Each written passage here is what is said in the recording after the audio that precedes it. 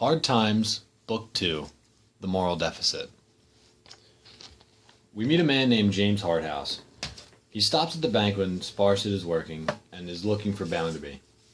He then meets Louisa, and he starts to fall for her. Louisa being a married woman, that's definitely not allowed, especially to Bounderby. Tom is quick to help Harthouse find his way home. We know that Tom has to have some type of reason for this. At Stephen's work, they want to unionize, but he keeps his morals and refuses, even though that results in him being outcast by his friends. Bounderby wants Stephen to tell him of the complaints of the other workers. We can't help but notice that Stephen directs his attention to Louisa. He found refuge in her face. Louisa goes to Stephen to give him money to leave and find work elsewhere. She still has good morals. Tom, on the other hand, has a different plan, and asks Stephen to loiter around the bank at night, every night before he leaves. What is Tom up to? No, like really, what is Tom up to? Things begin to heat up between Louisa and Harthouse. Ooh la la! We find out the bank is robbed, and suspicion quickly falls on Stephen because he was seen hanging around the bank just before he skipped town. Hint, hint, Tom? Louisa realizes early on that it's Tom because she is very smart. Even though Bounderby and Louisa are married, Miss Sparsit loves contributing to problems in their marriage.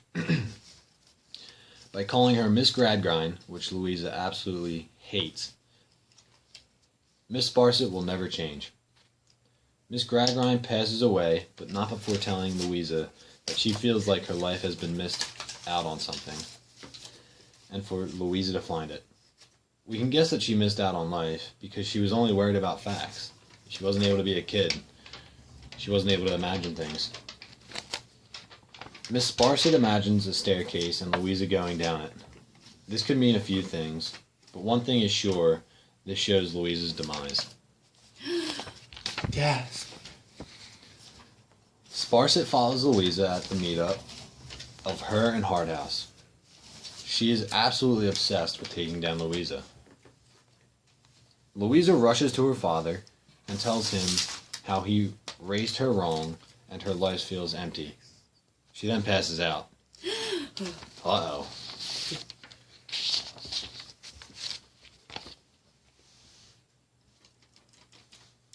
Since Bounderby still believes Stephen robbed the bank, he sets up a reward for whoever will bring Stephen to him. Rachel sends a letter to Stephen telling him to come home and clear his name, because she cares and loves him, but doesn't hear back. Yeah, no, it's awkward. Are you ready for this? No. Seriously. Are you actually ready for this? Because this part's about to blow your mind. We learn that the old woman Rachel and Stephen have been hanging around with, the one who comes once a year to catch a glimpse of Bounderby, is, wait for it, it's Bounderby's mom. Boom. Miss Sparsit made her come in, and then we figure out that his mother actually loves him, even though she left him. Apparently, he was born in a ditch, but you can't believe him. Stephen then passes away after being rescued from a well with Rachel holding onto him as he was gazing at the stars. Stephen tells Gradgrind that in order to clear his name, he had to talk to his son Tom. End Book 2.